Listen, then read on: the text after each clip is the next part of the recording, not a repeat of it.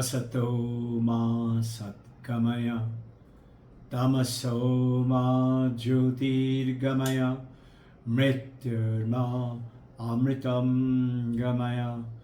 Om Shanti, Shanti, Shanti. Mother, take us from unreal to real. Take us from darkness of ignorance to the light of wisdom and knowledge. Take us from death to immortality. Om, Mother, peace, peace, peace. May the Divine Mother grant you all peace, and welcome to this Thursday session. Whoever is listening, whoever you are, wherever you are, you're listening with your ears and you're watching with the eyes, or maybe you're doing something and listening with the background, whatever it is. Have you ever realized that how are you listening? How are you watching? We don't realize, like we see the moon shine, another 7-8 days time there will be full moon. 17th was a dark moon, 15 days later. So, but do you ever look at the moonlight, a beautiful full moon, and say, what beautiful sunlight? Just like that. You and I know theoretically it is the sunlight. Sun, moon doesn't have its own light, but we never think of it. Just like that, you never think, my dear devotee, lovely seekers of the truth for which we have taken up the journey, searching for truth. What is the truth? Just think, we never realize that it is not the eyes, ears, etc., which is making you see me, hear me, or the whole world is coming to us because of our senses. Our senses go out and get, let's say, a beautiful rose. The rose doesn't come and enter my eye. Light falls on it. It creates an image into the optical lens and the cornea. It goes on. Tiny, tiny particles of electricity goes into the brain. And from brain, it goes to the mind. Tiny, tiny particle of electricity. And did you know that the mind, not the brain, not the eye, not our senses, have any power at all? The power comes from behind the mind, the consciousness. Unless you're conscious, even if your eyes and ears are working perfectly okay, you cannot see me and hear me. It is the consciousness which is like the sun falling on the moon, moon giving the light to the earth. But that light is the sun's light. Yours and mine living in this world, seeing the world, enjoying, having fun, reading, touching, eating, sleeping, cooking, playing, having fun, enjoyment. Everything is because of that consciousness. And as per Advaita Vedanta, that consciousness is Ishvara, is God. And that Ishvara and God, as you know, we say God is everywhere. Where is it? Show it to me. Show me God in this little cup. It is. And how? I will show it to you on the Sunday. And right now, understand it, that it is not complicated. It's very simple understanding. And that is called knowing. Better than understanding. Understanding is intellectual. And know this, that this power of the consciousness, which is Ishvara, Taittiriya Upanishad says, Satyam Jnanam Anantam Brahman. Brahman is Ishvara. Satyam is existence. Jnanam is truth. Truth is the reality. And Anandam, when you have existence, consciousness, bliss, you attain oneness with God. Now today, our topic is starting with ceaseless prayer. Unceasing prayer. We're talking about praying without ceasing. And this is the topic which you're going to take it on. Now what has happened is, in the world outside, all over the world, particularly in the Western world and also major parts of the India and the other countries, spirituality is quite a hip thing. It says very nice, and they all love to do meditation, mindfulness meditation, and yogic meditation, Buddhist meditation, Patanjali Yoga Sutra meditation, Vedanta meditation. They also love to do what is called SBNR, spiritual but not religious. And they think it's a very hip thing, and it's all intellectual. And there's something little wrong in that, not really criticizing it, but SBNR tends to take us across that I am alone, I'm separate, I am SBNR type, I am spiritual, but I'm not religious. I am. That is the ego which comes in. So what happens in that? What is that little warning in this? You have to be careful if you and I, somebody is in the SBNR type, meaning I don't like religion because there's too much of dogmas and rituals and pandits asking for money. Look at it this way. Pandits may be asking for money, but that's not religion. Dogmas and rituals are not religion. But they may be, yes, taking in the hiding on that religion, and I'll pray for you to God and you will get this and you will get that. Yes, it is not religion. But saying spiritual but not religion, what it makes you is more intellectual and egotistic. I am separate. This is actually the danger. So the glamorous spiritual practices making me individual. Another thing you will find becomes a source of ego because of the social media and growing into a long beard, keeping unkempt hair, sitting in a cave, doing a little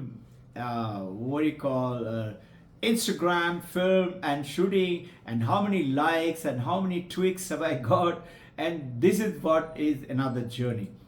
That is also kind of a danger to that prayer, incessant prayer. Now, because of this social media and the issues which have come up, we tend to get stuck. Understand this. Why are these two creeping you? You tend to get stuck in the mental level.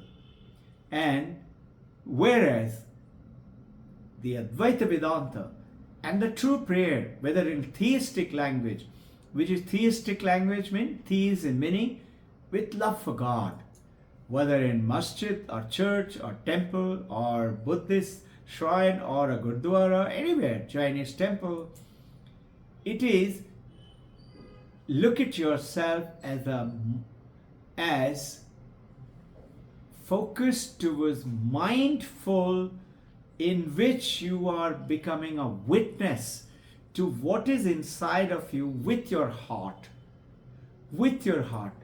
going beyond mind, called the intellect, and going beyond ego, which is called beyond the so-called I, me, myself, but surrendering without anything called I. So it could be you're the operator, I'm the instrument. You're the master, I'm the slave. You are the mother, I'm the son. You are Krishna, I'm your friend, Arjuna and Krishna. Like that, it can have various relationships in which prayer. Now, ceaseless prayer, we are coming to that. So basically, intention is to ground yourself, absolutely immerse yourself with your heart in it, in the spiritual practices, in the heart.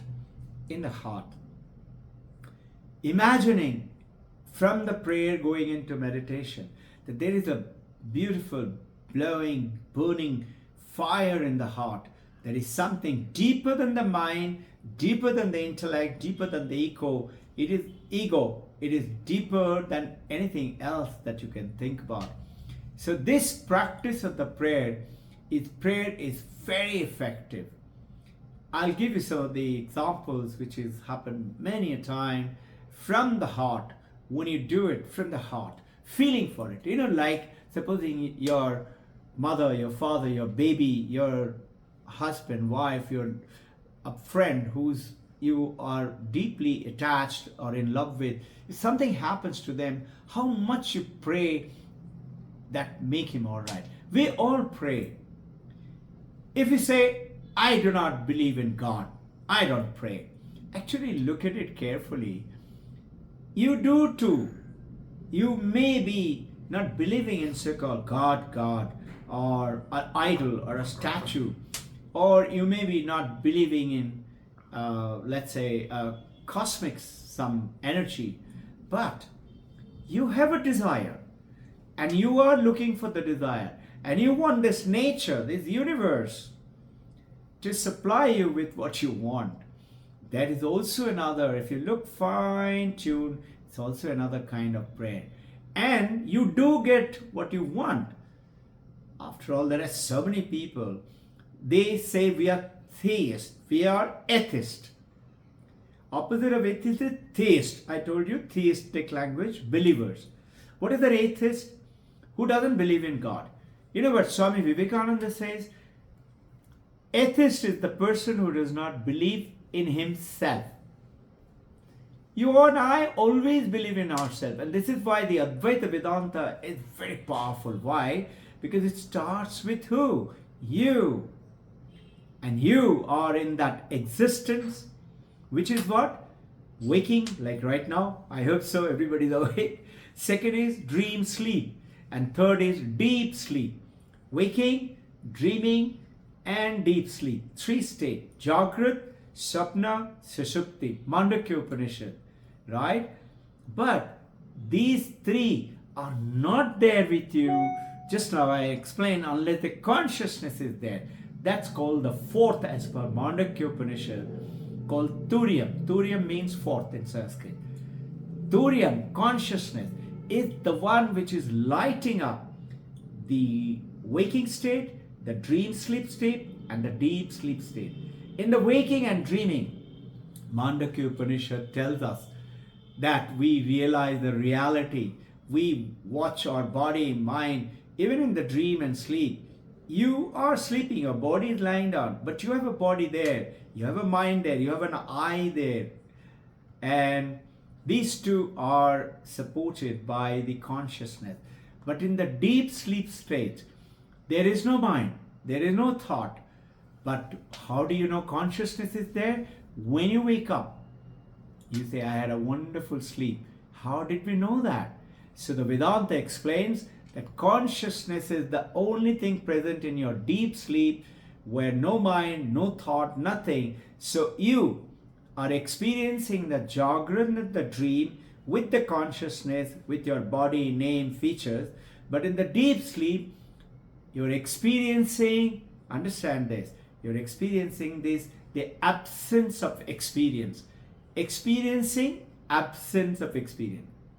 You know so many things in this world. And so many things, 90% of the thing you don't know. So consciousness takes you to knowing, and consciousness takes you to also unknown. But unknown is also consciousness. I don't know what is behind that door. I know what is before. Consciousness tells me with my five senses what is before. On the other side, I don't know. But that is also knowing unknowingness. Are you with me? Now, praying unceasingly. Bhagavad Gita is saying, Mano Nidri Niradhyacha. That is, Mano Nidhi Niradhyacha. Meaning, mind, oh mind, please come to the heart and stay there. Stop being the mind, be in the heart.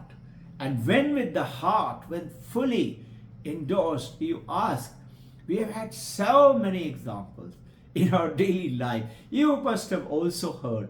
Sometimes didn't it happen? It's your birthday or anniversary and you're missing someone. Let's say your mother. You are maybe in America, maybe another country, another city, and you're remembering your mother or your child or your husband or wife, thinking of them, or a friend. And you're thinking and you're saying, I haven't talked to my mom for a long time, and train, phone call comes. And you pick up the phone and you say, Mom, I was just thinking of you. Doesn't it happen? Those are from the heart. Now, William Butler Yeats, and the Blaise Pascal, you remember the Pascal? Pascal, a great scientist, he says the heart has this reason of which reason knows nothing. Sounds tricky. The heart has reason where reason knows nothing. It's beyond the reason. Reason is intellectual. Beyond the mind is the heart. William Butler Yeats says, I thought I'll share with you, now that my ladder is gone, and I must lie down where all the ladders start, in the foul rag of my skin and bone shop of the heart. The heart is still encased with the skin and the bone and the flesh. But I must start in my heart. That is the foul rag he's talking about, meaning graying old rag. That is Butler Yeats. And it understood that the heart is not glamorous. The mind is more glamorous. Let's say, great Nobel Prize winner. They're all glamorous, Nobel Prize winner, world toppers, but it is all outward. And in the heart, it is inward. And that is where we begin and that is where we end. That is where you have incessant prayer. In this practice of the prayer, Paramahamsa Ramakrishna, Vivekananda's Mahaguru, Gurudev, he said that continuously be state in prayer. All the time, whatever you're doing, you're going to eat something, you're going to wear some clothes, think of it is God who has given it to me. You are going to take care of your friend, say it is God working through me. I'm the Amazon.com delivery guy. I'm the instrument. And God, Divine Mother, Nature, Allah, Christ is doing it through me. I am just an instrument. And then Saint Paul, a very famous, first, this is called Thessalonians. It's a Christian scripture in which he says, rejoice always. Rejoice, have fun, great ananda, joy. And rejoice always. Pray without ceasing, without stopping, throughout the day. You're taking a bath. What can you pray during a bath? You say, my prayers to you. You're the one who is giving me this warm water, this cold water, keeping me clean. Thank you, my God. And thinking about the God in everywhere. When you do that, you will find, give gratitude, thanks for everything that you have, like your health. And even in the sickness, you say, I thank you because you're going to make me all right very fast. Anticipate the greatness. And in all circumstances, for this is the will of God, Jesus Christ is for you. May the will of God happen to you. Swami Vivekananda used to say, the best prayer is the prayer when you say, may God's will be done. Instead of us asking for something. God's will be done. And he did that. In 1893, 11 September, Chicago World Conference, you all know that somebody stole his passport, his money, everything from him. He didn't have any paper. He didn't have anything. He could have been arrested and put into the jail. And just see, in Hyde Park, I went to those places in Chicago. In Hyde Park, he went into a fruit guy who had left his little fruit stall. He went into a fruit basket because it was cold. It's very cold. He went inside there with the hay and everything. He sat there, spent the night and prayed to his Guru and God and the Divine Mother. In the morning, and he was saying, I don't know now what to do. In the morning, just imagine, across the street, there's a lady who opened a window and she found this bedraggled, totally haggard looking, some young man is sitting in the Hyde Park. Generally, in a Western world, you will report to the police, they will come and pick you up. Something happened to her. She came down all the way, came and met Swami Vivekananda and asked him, "Are you a monk from India?" He was in the monk's dress. He said, "Yes, madam." He said, "What are you doing here?" He told him, "Oh, I've lost all my papers, all my clothes, everything is gone. I don't have anything." She said, "Come with me." And you know who she was? See how the prayers work? She was the wife of the president of the same session, 1890, 11 September. And he got connected like that. He got connected to Harvard and Oxford, and he went everywhere and shook up the whole Western world and brought Vedanta into the world because of unceasing prayer. Prayer always works. I'll tell you so many. It also means that pray without ceasing, meaning you become obsessed with knowing what is going to happen, what it means. My prayer will happen. And that is the belief with the heart. Finally, there is one Russian pilgrim.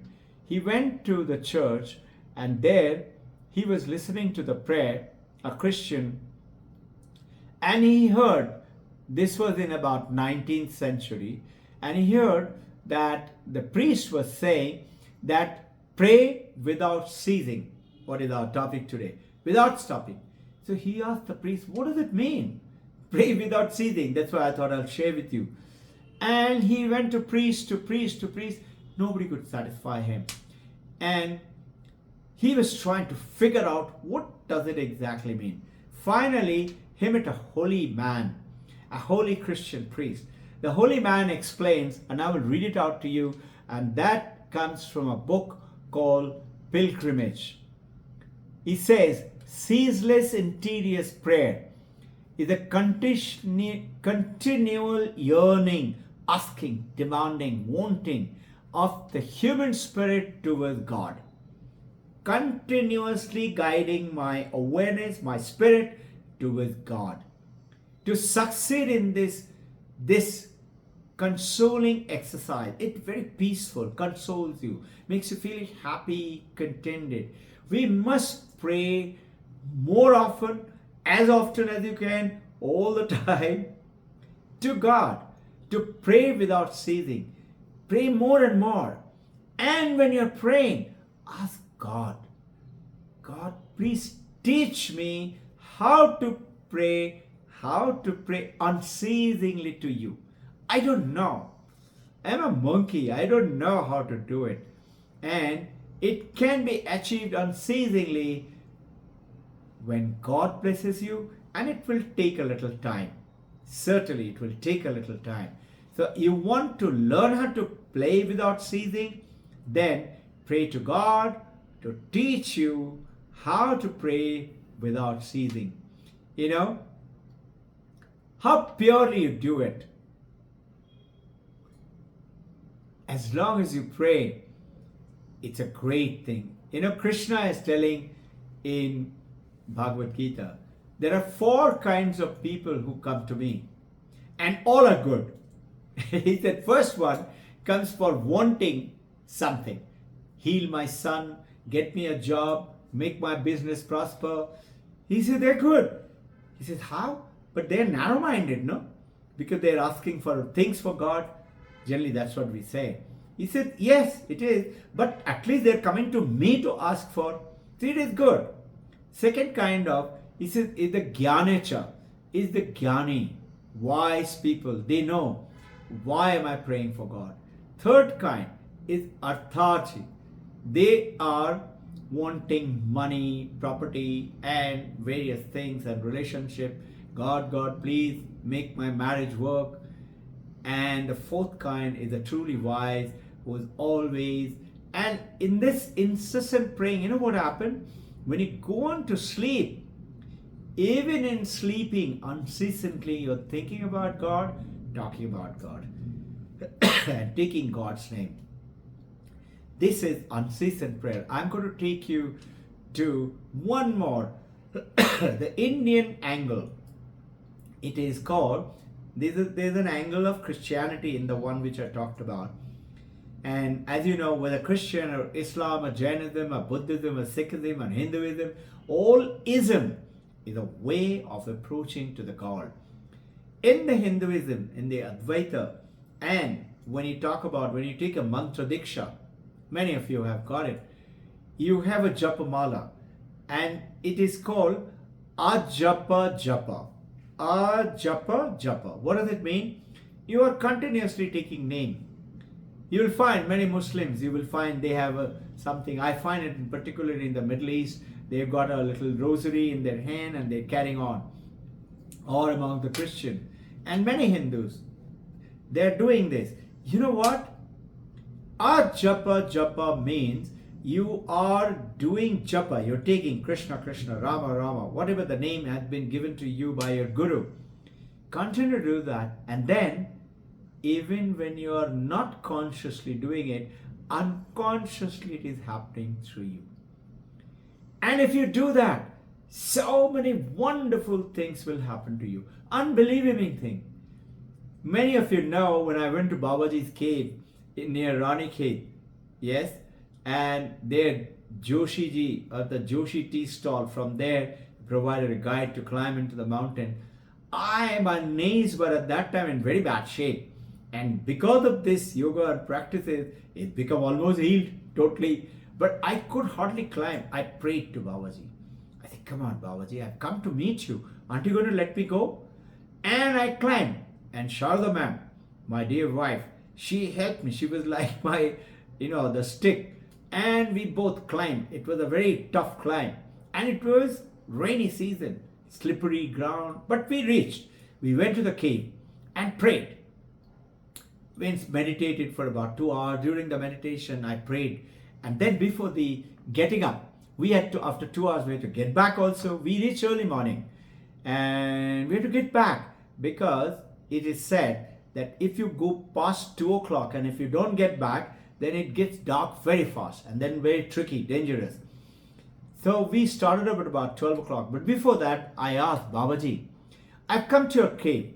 I'm in your house. Give me something before I go. Come on, Babaji." And I kept on asking. Again, I'm like that, asking Babaji for, give me something which I can take back. And I got a message after a while. Okay, take it. I got a message in my meditation. Take it. Nice voice. Take it. In English, I got up, and Sharada, Ida, Medha, my 2 daughters and wife, they were all meditating still. I got up and I went around the cave. It's a very big cave. Those of you come to the ashram, I've got the beautiful picture framed. I didn't find even a small stone there. I said, not leaf, no flower, nothing. There is nothing. It's absolutely beautifully sparkling clean.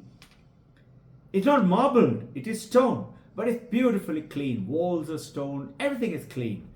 I came back and again sat down in the same place and I said, "Babaji, you said take it. What am I going to take? I don't find anything." I again got a message after a while, maybe 2, 3, 5, 10 minutes, I don't know. May have been 5, 10 minutes. Again I got a message, take it. I asked in the meditation, "Are you telling me to take it, that stone outside the cave?" Outside the cave is mountain, no? Lots of stones, beautiful stones. I said, "I don't want from there. I want from inside this cave, knowing it is your blessing. Otherwise, how do I know I'm not picking up any garbage from there?"